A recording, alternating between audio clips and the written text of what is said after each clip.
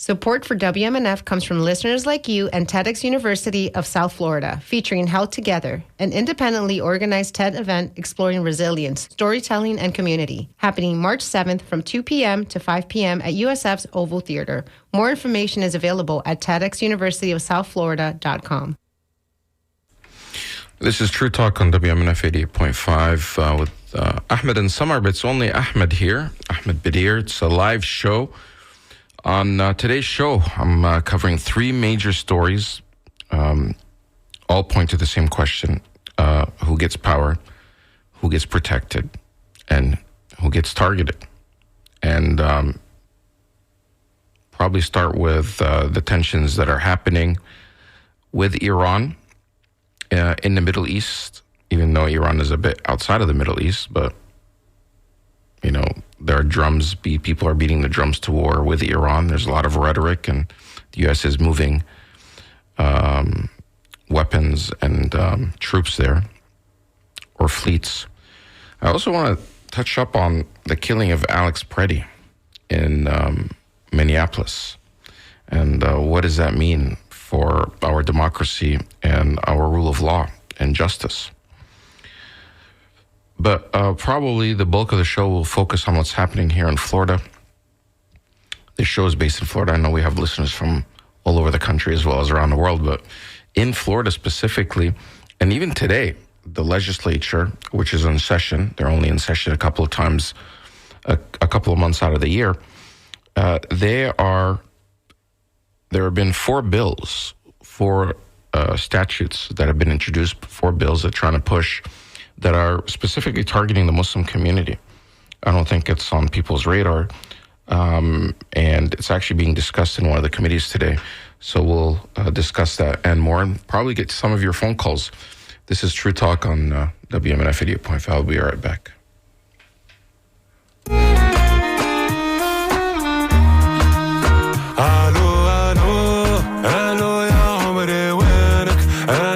شبابي وينك الو يا الغالي وين الو الو سلم لي عالحبيبه عايش بين ناس غريبه مش عارف وكري وين الو الو الو يا عمري وينك الو يا شبابي وينك الو يا الغالي وين الو الو سلم لي عالحبيبه عايش بين ناس غريبة مش عارف وكري وين قالوا يا حبيبتي نعرف اللي طالت غيبتي ليا ضحكوا على شيبتي وشيبة ولا تشيبة ما حبوا طيبتي ناس تستنى في خيبتي والأرنبة طلعت ذيبتي وشوفنا منهم خيبة قالوا يا الغالية شلز شباب على إيطاليا لبحر وامواج والعالية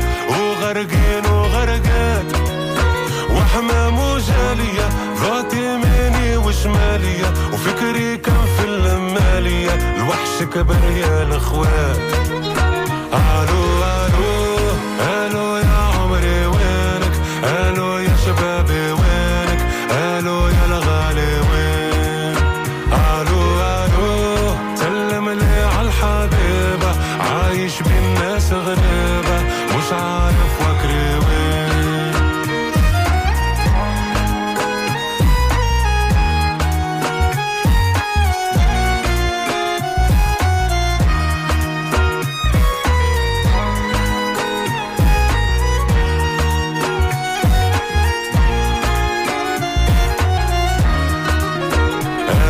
شبابنا جرنا كي تسكر بابنا ما عرفنا شكون أحبابنا والصافي من الخوان. And welcome back to True Talk on WMNF. So over the past few weeks, the United States has quietly and not so quietly, moved major military forces into the Middle East. A lot of this was happening while Trump was raising the rhetoric with over Greenland and wanting to take over Greenland and going to Davos. While all that was happening, and also with Venezuela, some people were suggesting, I'm one of them, that Greenland was kind of a pump fake or a distraction of what Trump was really doing. And yeah, I mean, Trump does want to take Greenland, but he's not obviously didn't seem like he's really realistic about going to war with NATO allies over Greenland. But while all that was happening, the United States, Trump's administration, government, has quietly moved major military forces in the area, in the Middle East. We're talking about aircraft carriers, warships, fighter jets, missile defense systems. This is not all routine. This is, a type of military positioning. And when the United States moves this much firepower this fast, it usually means they're preparing, for war or trying to intimidate a country into reacting or provoke them into reacting. And that someone or that country is Iran. And the part that people need to understand, a war with Iran wouldn't be limited. It's not going to be like a Venezuela thing. It wouldn't be quick, and it wouldn't stay overseas necessarily. It would destabilize the region, the entire region, and drag multiple countries into chaos, much like how the Iraq War, what the Iraq War did to the region. The Iraq War produced groups like ISIS. The Iraq War eventually impacted Syria, and we saw what happened in Syria and in other parts of the Middle East and the Arab world.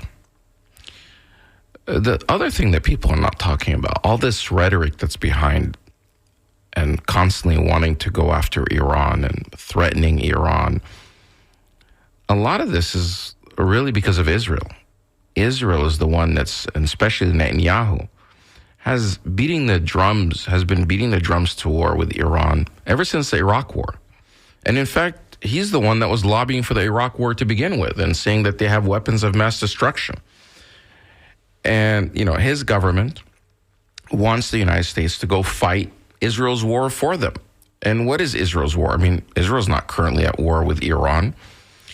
But part of Israel's strategy is to make sure all its neighboring states are weaker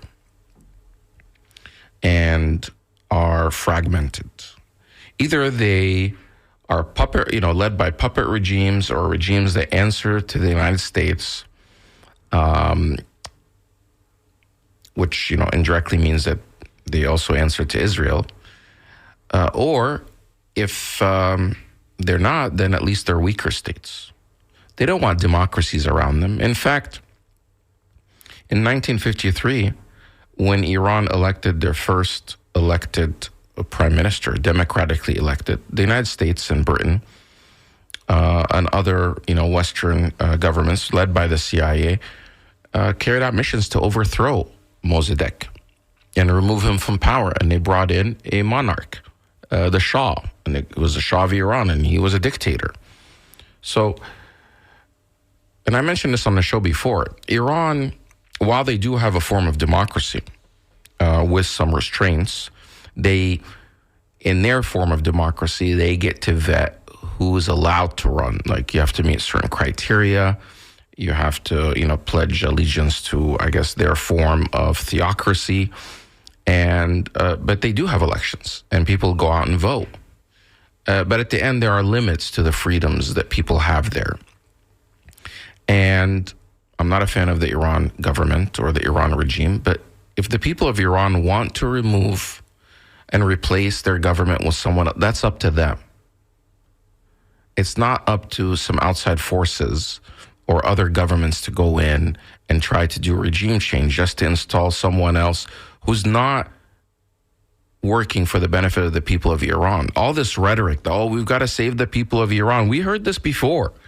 We heard it during the Iraq War and talking about how women are oppressed or people are oppressed or the Shia are oppressed or Saddam Hussein was a dictator. And he was. And that dictator was actually a dictator on behalf of the United States, and the U.S. government had no problem with him. It's when Saddam Hussein no longer wanted to be a dictator for the United States. He wanted to be more independent. And that's when they went to war with him. They had no problem with him gassing his people and attacking them and doing all types of stuff when he, Saddam Hussein, was an ally of the United States. In fact, the United States provided him with the very same weapons that he was attacking his people with. You can go back in history and just check the footage of Donald Rumsfeld meeting with Saddam Hussein and, their allies, and they funded his war against Iran. Iran and Iraq were at war for many years. The United States was funding and backing Saddam Hussein and Iraq at that time. It wasn't until that Saddam no longer wanted to be a puppet of the United States that they actually went after him. And they used this lie that he had, weapons of mass destruction and chemical weapons. And the U.S. government, the Bush administration went to the United Nations. They sent Powell. And, he swore that, they have weapons of mass destruction. In fact, that they may be even building nuclear weapons. They said they have the yellow cake. All of it turned out to be lies. And all of that was to make Iraq, which was had one of the strongest armies in the region, to make it a fragmented and weaker state. And now it is. They have, the autonomous Kurds. They, have their region in Iraq. And then you have the Shia. And there's been all this sectarian violence. Israel loves nothing more than those Arab countries around them having civil wars. They were happy with the civil war that was happening in Syria. Because as long as that's taking place, and sure, Bashar al-Assad was a ruthless dictator, and I'm happy that he's out of power. And I know a lot of Syrians that suffered at the hands, their families suffered at the hands of Bashar al-Assad.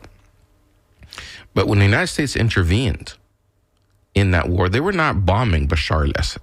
They actually said, we're going in to bomb ISIS. And at some point, they were actually bombing the very same people that are in power now in Syria. So it was never about to have democracies in the area. Because if you have democracies in the Middle East, if you have a democracy in Egypt, if you have a democracy in Libya, Tunisia, Algeria, throughout the Middle East, Lebanon, Iraq, Jordan, Iran, then the populations there will definitely be against what they're seeing happening to their fellow Arabs, fellow Palestinians at the hands of Israel. And they would be against that, and they would put pressure on their governments to intervene. And a lot of times when people say, well, where are the Arab states? Why aren't they helping the Palestinians? Why are they just on by themselves? Because they've neutralized all the Arab states around them. The last time that Egypt went to war with Israel in 1973 was the 1973 war called the Yom Kippur War, where Egypt attacked Israel on their holiday, and they were able to take land back because Israel had attacked Egypt in 1967 and surprised them, and they were able to destroy their entire air force before they even got in, and they were able to occupy and take over the Sinai, which belonged to Egypt.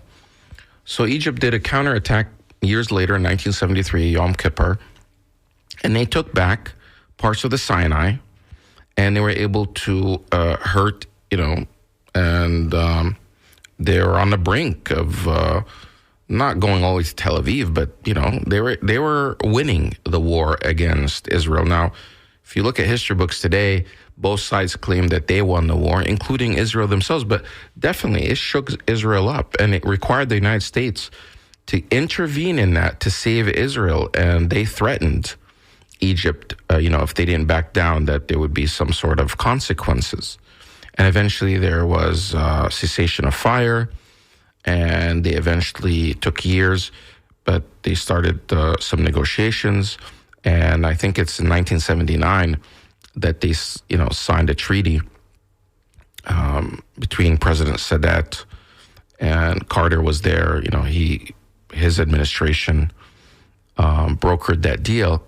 But since then, Egypt was promised for, having peace with Israel, that they would get all this military aid every year, something like over 1.2 billion. And until today, Egypt is the largest or second largest recipient of U.S. aid after Israel. And a lot of people point to that. Look how much Egypt is getting from the United States. Well, that money is not going to Egypt to help the Egyptian people. That money is really for the benefit of Israel. So Egypt does not attack Israel. That there's consequences. And not only that, they subsidized Egypt. The United States subsidizes Egypt's wheat imports because Egypt needs, they have the largest Arab population in the region, and they need a lot of wheat for bread and for people to eat.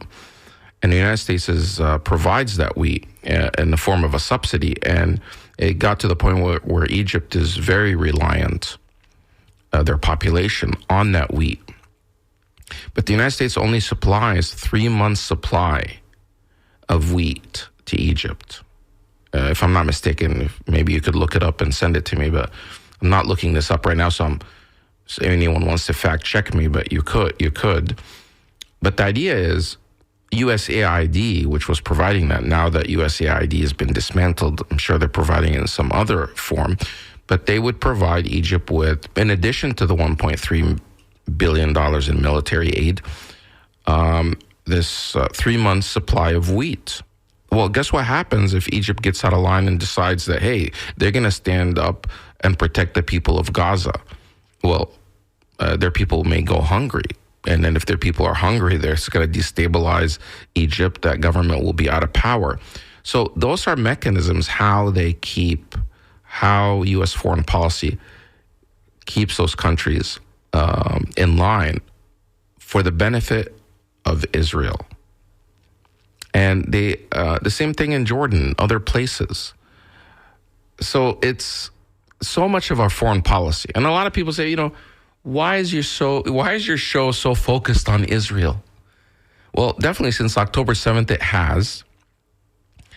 But it's because so much of our foreign policy as Americans is somehow either for the benefit of Israel, or Israel plays an integral role, or it's done through the lens of Israel. It's like, what benefit? How does this benefit Israel? How does it harm Israel? And so much of our foreign policy, especially to the Middle East, is from that lens. And so much of our tax money goes to fund this.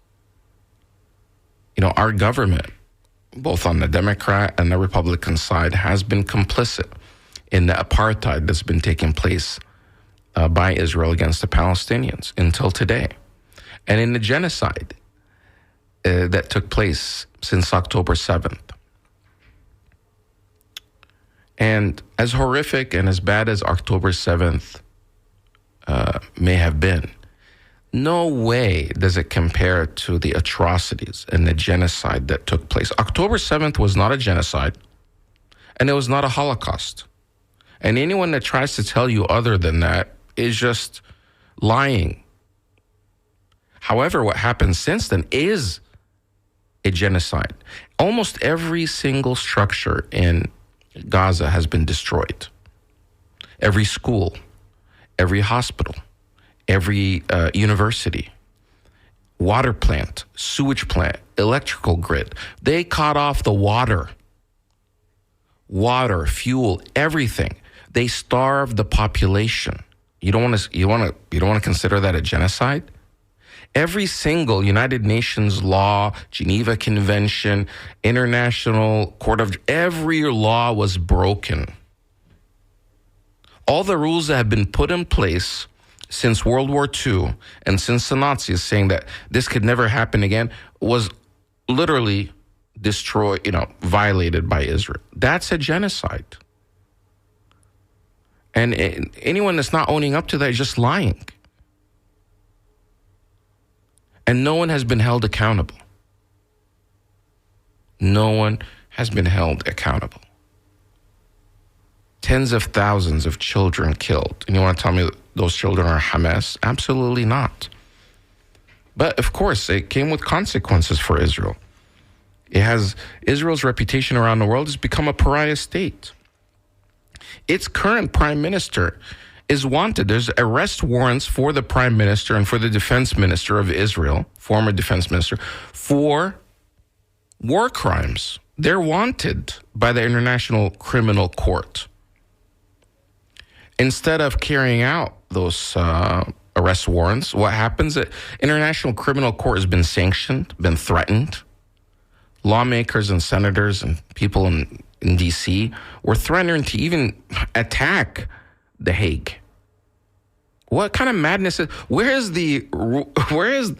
international law? It's just nuts.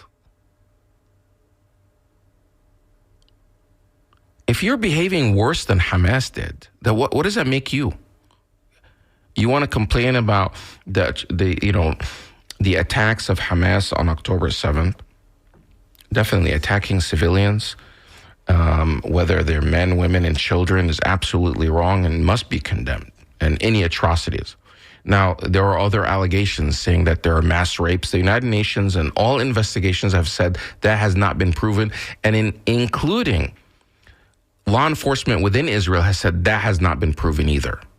So all this rhetoric that they keep saying, there are mass rapes on October 7th, there's no evidence to support that. No evidence. Were people killed on October? Yes, civilians were killed on October 7th, and there's no one can defend that. But that was not a genocide. They captured some people. I think it's well known now and well documented that the whole intention and the stated goal of Hamas and others was to capture people so they can negotiate. Right or wrong, that could be wrong. Most of the people killed were military people, not civilians. Again, and I know some people, there's justification. True Talk is trying to justify. I'm not justifying. We're just comparing. But the mere fact that you can't even compare, and pro-Israel hawks and pro-Israel individuals, people that defend Netanyahu, the war criminal, will try to say, the fact that you're even comparing is unconscionable. There is no moral equivalency between the two. We're not talking about more, we're comparing. Because they say, Hamas's entire goal is to eliminate and kill every Jewish person on the planet. Come on, give me a break. Even if they have no means to do any of that. But Israel has the means to wipe out all the Palestinians. And they definitely wiped out so many, tens and tens of thousands, including children in Gaza. And then when you ask them, in their own words, they say, it's justified because these children are going to grow up to be enemies and terrorists. Are you kidding me? Now, when you say that, that is genocide, and that's genocidal intent. You know what you're doing, you're admitting to it, and you're saying it's justified because these children, even babies, they're going to be future terrorists. We have to eliminate them now. Why are they terrorists? Because they want to be free. The only option they have is to leave this land, and that's the only way that they're not terrorists. How does that doesn't make any sense. It just, whenever this comes up and I think about the number of people that were killed and wiped out and destroyed by all these weapons, by all these drones, and there was no accountability. how are you any different? In fact, you're worse. Hamas, you're saying, is a terrorist group. Okay, but you're a government. You said you're democratically elected. You're part of the United Nations. You signed on to different treaties. You're not living by any of them. On top of that, you've killed thousands. Israel's killed thousands in the West Bank. And there's no Hamas in the West Bank. There are no terrorist groups in the West Bank, but you're still targeting and killing people until today. In fact, they killed somebody from Tampa.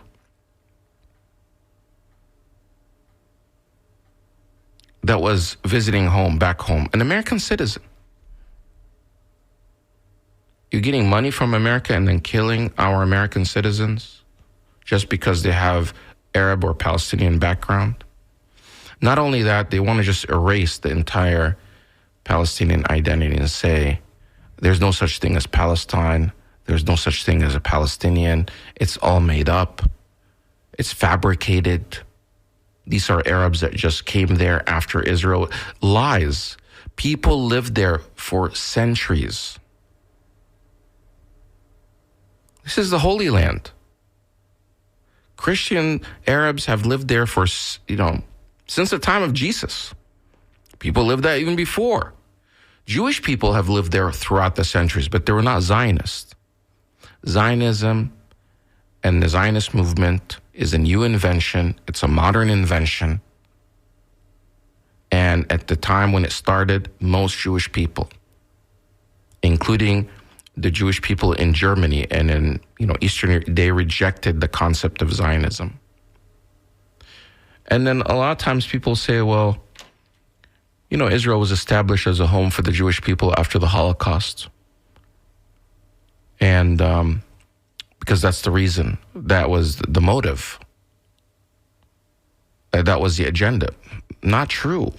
Yes, it was established and declared its own state unilaterally in 1948, but the movement of Zionism was from the late 1800s. They were already working towards that, and mass migration was happening well before World War II. I haven't even gotten to Alex Preddy and the other issues, but war with Iran, they're beating the drums to war with Iran for the benefit of Israel. It's not for the benefit of the United States. The United States' benefit is that we have peace with other countries and we have relations with other countries. We shouldn't try to break up Iran. If the people of Iran are oppressed, they need to rise up themselves and remove their own people. We're not going to listen and shouldn't listen to these former Irani people that are, in the diaspora, that are now living in the United States comfortably, having been in Iran for 30, 40 years, including the son of the Shah, who wants to go back and be the monarch there. You left when you're 6 or 7 years old, and you haven't been back. What authority or what credibility do you have to actually go back and take over? I could see, okay, if people are going to overthrow their leader or leaders and they have elections or they have an interim council that's chosen by them, that's their business. More power to them. Our founding fathers here in America, when they had their revolution, they didn't, tell Spain, hey, come and bomb England for us. Well, Spain would not be a good example because there was also conflict with Spain early on. But you get the point. They don't need, if they can do it on their own, they should do it on their own. We shouldn't send in our troops or our military to do that. That will just create more hatred for America. And then they say, well, why do they hate America? Because America's bombing them. It's common sense. You want the people you're bombing to love you? And that was part of the lie for the Iraq war. They said, oh, they're going to welcome us with open arms. They want to be liberated from Saddam Hussein. It was a lie. Iraqi people didn't welcome. A portion of Iraq some fringe groups within Iraq. And there were some Iraqis here in America that were celebrating the fall of Saddam, but these were the diaspora that hated Saddam, but then later on they regretted that decision because they saw what happened to their country.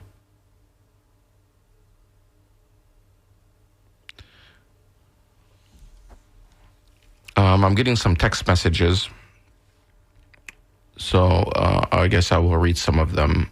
Tom Leonard says, thank you for your clear explanation about what's going on in the Middle East. I have learned much from you in summer. Thanks. Thanks, Tom. And somebody else also text message says, thank you. Another text message says, October 7th was that's their words. They were saying October 7th was a legal action under international law of occupied people. Under international law, occupied have a right to armed resistance. That's what one text message said, but they didn't sign it. Another text message says, Egypt received $1.3 billion in annual cash aid from the U.S., still looking for wheat amount. Still looking for the wheat amount. No, they received 1.3 million tons of wheat through imports. Okay, thanks for checking that. Well, it's nice to have some fact checkers that are able to do that. Many were killed by Israel under the Hannibal Directive. Yeah, there's evidence for that, and people are ignoring it, and the U.S. media is not covering that. You can Google what the Hannibal Directive is, and Hannibal Directive is where the Israeli military is allowed, when they initiate it, to kill their own soldiers or kill their own people to avoid them getting captured by the enemy and for their enemy to use it as some sort of, negotiation. They'd rather have them get killed than be captured sometimes. And there's a lot of evidence, including in Israel, where these helicopters were gunning down people going back into Gaza, and they didn't know. Even the helicopter pilots themselves says we didn't know if those were Hamas, Palestinians or Israelis that were going back, crossing over. And there's evidence, of course, if you see some of the kibbutz, the people from Gaza that went over the fence and carried out October 7th, they were carrying, because we saw video images of them, they were carrying these, light arms, light weapons like rifles, machine guns, things that they could have over their shoulders. They obviously don't have tanks. They don't have, helicopters. But if you see the damage of the kibbutz, the firepower that was used was a lot heavier. It looks like tanks because entire structures were destroyed and demolished. How did that happen? It was tanks that fired on the kibbutz. It was tanks that fired on those homes, killing both the Palestinians and the Israelis that were inside, if they were held inside. Betty writes, exactly right. One question being asked is, why don't Arab countries take them in? Well, Betty says, Palestinians don't want to leave their land. Egypt has a huge population and is a poor country. Betty says that's true. I mean, they've lived there for centuries. Why do they want to leave their land for someone else? It doesn't make any sense. Why doesn't the Israelis just leave them alone? David writes, hello, but he calls himself Gonzo here. Israel saying children will grow up to be terrorists is the same as Dred Scott decision in 1857. Even children of slaves would be born slaves with no rights. Okay, thank you for that comment. Oh, they told the French to bomb England. Okay, so maybe it is, but did it happen? I'm not sure. I need to brush up on my American Revolution history. So I see we're getting calls in. I want to switch to my other topics and then maybe take some phone calls. I'm sure you guys saw the video of Alex Preddy getting killed in Minneapolis. And, I mean, it was obvious to me when I first saw it that it was completely unjust. Now, a lot of people are saying that this is because these are ill-trained agents that don't know how to behave, I guess. But over and over, you see, I mean, even with Renee Good, the agent that killed her, and fortunately, he was identified. I say that because until now, the two agents that killed or shot at Alex Preddy have not been identified. They refused to release their identity, and they took them out of Minneapolis quickly. But right away, when you watch the video, you could see that Alex Preddy was not brandishing or holding any weapons. In fact, all you see is he's holding a phone. He's staying away from the agents. He's just documenting what's happening. And it was the agents that kept pushing one or two women towards Alex in his direction. And eventually they ended up near the sidewalk. And this agent, which I don't know, I couldn't tell because the agent's obviously masked, but it may have been a woman agent that initially pushed the other woman. You see an agent just use all her force and push a woman down to the ground. And Alex Preddy right away, moved his body in between them to kind of protect the woman while he was still filming. And right away, that agent that was masked started using pepper spray directly in the face of Alex. And he just put up his other hand, which was empty, to block the pepper spray. At no point does he pull out any weapons or guns or anything. It's just ludicrous for anyone to suggest that. And in fact, right away, they threw him to the ground. Now, imagine being pepper sprayed. Right away, you're disoriented. You can't see what's going on. In fact, when he was trying to help up the woman that had fallen that he was trying to protect, he couldn't see so much that he's just now all of a sudden they're sliding and he's still holding on to her. And then he kind of pulled her down. But they didn't give him a chance. They didn't give any orders. They right away just pounced on top of him. He was on all fours. And within seconds, he's shot dead. Some point when he's on all fours, they discovered somebody saw in the back of his pants that they allegedly saw that there's a gun. And they said, gun. So the whole idea that, because later on they said that he approached, Bovino said this, Secretary Noam said this, Steve Miller said this, I think Kash Patel said it within, the same day that somehow Alex Preddy had a gun and he approached law enforcement with a gun and that's why they had to act. No. When they observed or saw Alex Preddy, they couldn't tell he had a gun. So that's not the reason why they took him down. He never pulled out his gun. It wasn't visible. And it wasn't even visible until they had him on the ground and his jacket exposed his back. And this weapon was I think on his back or on the side. And then they realized. But at that point, both his hands are up near his head. He's in a prone position on the ground. He can't reach for it. Both hands up front. 8 people on top of him. And one person comes in. You saw him wearing that gray jacket. And, reaches in there and pulls that gun out that supposedly was on the waist of Alex. And as soon as he does that, and the other guy that ended up doing the shooting, you could tell he's looking down and watching and waiting with his gun drawn, he has his hand on his, side, waiting. And then he somehow nudges. To me, it looked like a nudge. He kind of nudges the guy in the gray jacket out of the way and right away just shoots Alex in the back. That's an execution. And shoots him again. And again, they end up, and then later on, the other agent joins in and shoots, for a total of 10 times.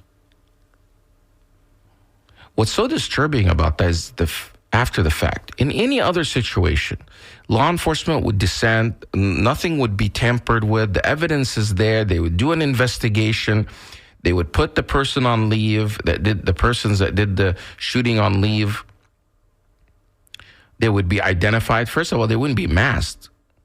Why are these law enforcement people masked? If you're not doing anything wrong, you shouldn't be masked. And they start defending the action without even looking at the facts. In fact, they're saying something, they're basically repeating lies. They're saying complete fabrications to justify the murder of this nurse that worked at the VA that everybody knows is helping. It got so bad that, even Republican lawmakers saying, this is unacceptable. Like, we saw the video from all the angles, and there's no way.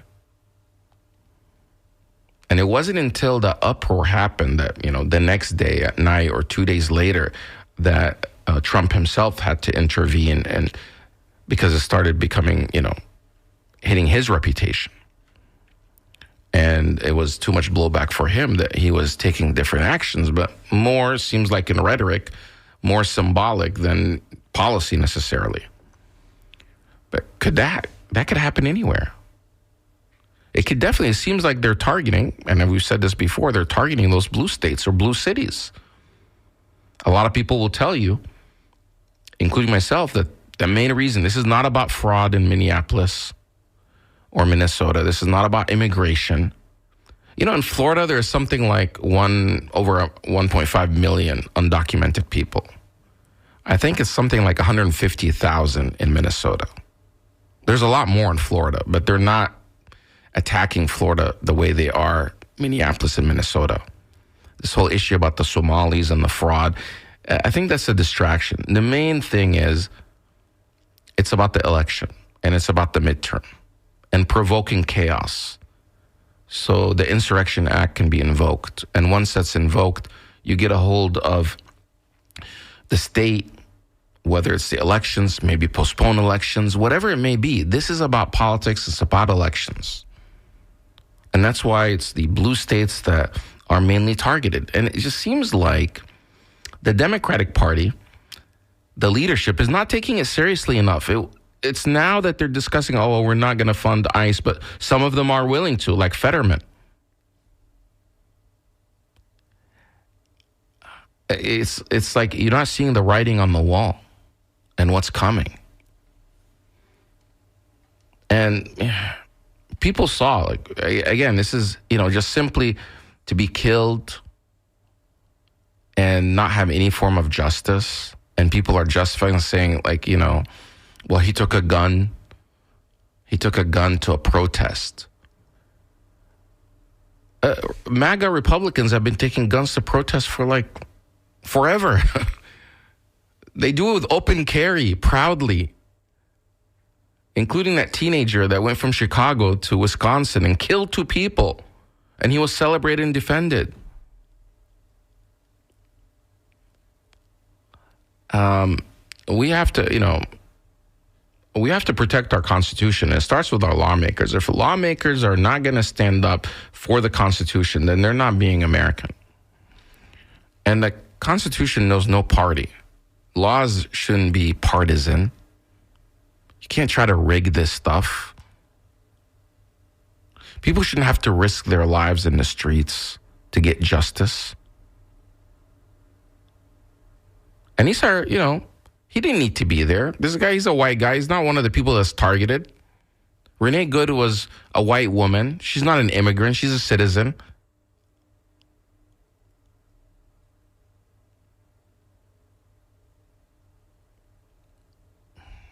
I don't know. This used to be or should be a country of laws, but things are changing.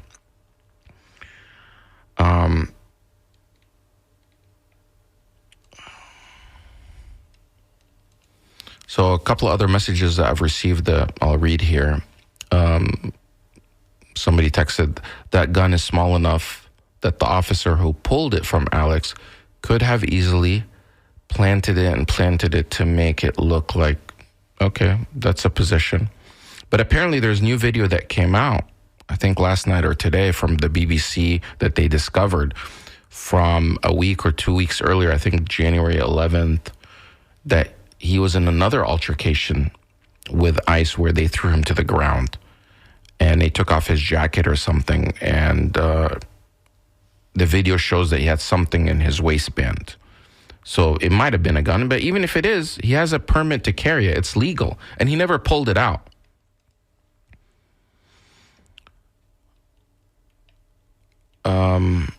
somebody wrote, if Israel is looking to rename Gaza and the West Bank to a name at another point in history, why not pick a name from another time? For example, wasn't the area around Jerusalem part of the Persian Empire? So perhaps that whole area should be called Persia instead of Israel. Okay, it's an interesting twist. So, or interesting comment. And there's actually a law in Florida, or a bill that's been introduced in Florida that's being discussed. They want to rename the West Bank to Judea and Samaria. We're talking about the state of Florida. So imagine now we're going to have states are going to call that area different things, when that's really the job of the federal government to identify and call those things. But in the state of Florida, they want to make it where in Florida, we don't call it the West Bank anymore. It would be called Judea and Samaria, and textbooks and things they teach in school would reflect that. This is an actual bill in the state of Florida right now.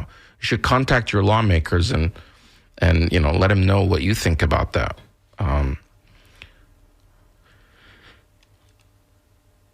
So finally, before I go, I want to just shift gears on. I have a couple of calls. I just realized, but before I go, I want to just tell you about these 4 bills that are targeting Muslims in Florida.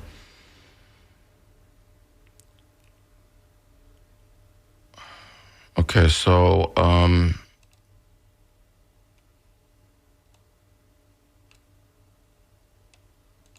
Russell in Tampa.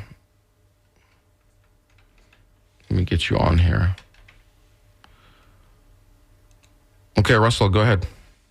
Hi, can you hear me? Yes, I can. Great. I remember, so I'm Russ Miller. You interviewed me for about an hour last year. I used to be a Democratic precinct captain. I guess technically I still am. Oh, yeah. Hey, Russ. There was the Hillsborough Democratic Jewish Caucus kept insisting that I be either expelled or suspended for calling what was happening in Gaza a genocide, and for saying that candidates, local Democratic candidates, should not seek their support because they're a pro-Israel caucus. And they were really trying to cleanse the Hillsborough County Democratic Party of voices that would speak up for Palestine. I'm a little concerned. There's a special election going on, especially given the committee votes today on those bad bills. Mm-hmm. A lot of Democrats voted in favor of those bad bills. I want to compliment Michelle Rayner, who's running for State Senate, District 16, against Ventress Driscoll, for standing up and voting against those bills. But there's a special election now that Jay Collins has become lieutenant governor that opened up a seat in Senate District 14, which is in northwest Hillsborough County. And we have a special election in which there's only one Democrat who ran, whose name is Brian Nathan. I submitted to his campaign a question because the Hillsborough County Democratic Jewish Caucus, that pro-Israel caucus, was calling him one of their members. I asked, is this true? Because this is a pro-Israel caucus. And I got a really hostile response from his campaign manager, whose name is Shauna Vercher, accusing me for asking this simple question of anti-Semitism. Well, why should voters care? Why should voters care if he's part of a member of the Jewish caucus? I don't think they should care if he's Jewish or not. No, I meant part of the Jewish caucus, or a member of the Jewish caucus, you said? Right.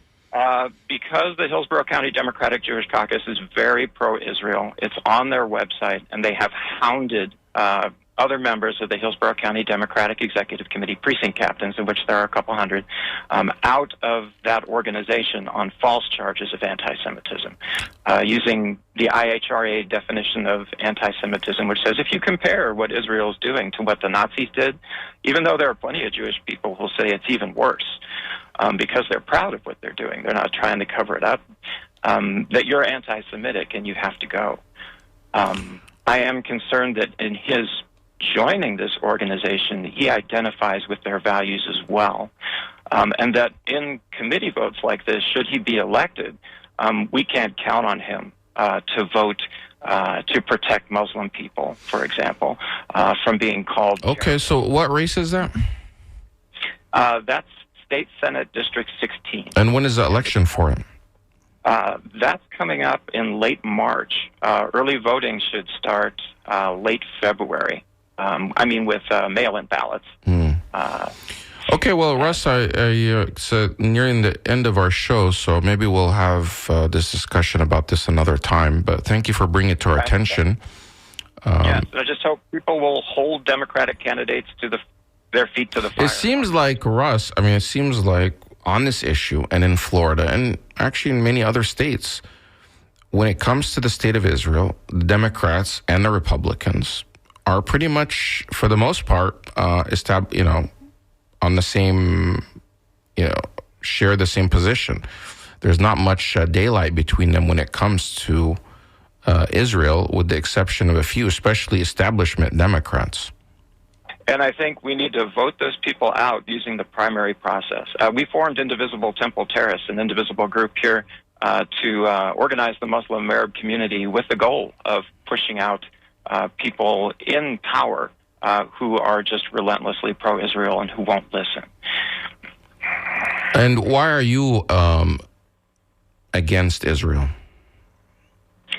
Because of the hundreds of thousands of people that they're killing, because of the lies that they're telling about that, because of how they're getting their tentacles into our own government.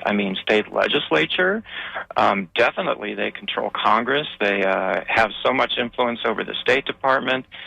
Is there a prime minister besides Benjamin Netanyahu that can just show up and start talking to Congress?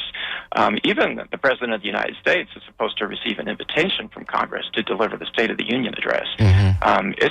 It's like when the UK ruled over India. Yeah, our population's a lot bigger than Israel's, but their influence over our government is so strong. How do you avoid being characterized as anti-Semitic? Because right away you're like, oh, you're so fixated on Israel, and sometimes when you say this stuff, they'll say like such conspiracy theories. You're saying that they somehow control America. If they do, then but your efforts to try to, for example, to say, oh, vote them out. So it's not like a solid control of America, right? I don't say they control America. Okay. I do say they have control over a majority of the members of Congress and clearly a majority of the members of the Florida House and Senate. But we can change that. Okay. There was a time when Nazi Germany had a lot of influence in the 1930s in the United States through people like Charles Lindbergh, and they lost that. And we need to be just as aggressive in saying, if you're for fascism, if you're for genocide, we will not let you lead us. Okay, so you are urging people to watch that race. Thank you for calling in. Yes, sir. Okay. Sister Julie, you're on the air. Go ahead. Good afternoon. I actually was just listening to the last caller. I called to comment on confirm a lot of things that you've spoken on your show today. I attended the Jewish Caucus Democratic meeting on Saturday, and I can confirm what Russell said. I saw two members bullying, harassing, and bad-mouthing anybody pro-peace or... How are they doing that? What do you mean? What kind of bullying are they doing? Face-to-face in person. I witnessed it myself. And these are Democrats? The treasurer and the vice president, both, very pro-Zionism and very anti-peace and there's no coexisting. I attend a lot of political, organizations and democratic things, and I believe this is one country united. Mm-hmm. And I mentioned coexist. I called the one guy out on it, and when the vice president, the lady, started defending him, well, she said she would talk to him, but he attacked two people, a female and a male. He wouldn't let the male inside because he had been seen with a Palestinian flag. Okay, Julie, we're out of time. But thank you for sharing your points there. It's interesting. It's like at many levels that this hostility is there. Thank you, everyone. If I didn't read your comment, you could email it to me at truetalk@wmnf.org, truetalk@wmnf.org. This has been WMNF Tampa, and True Talk Show will be back here next Thursday, same time at 12 o'clock.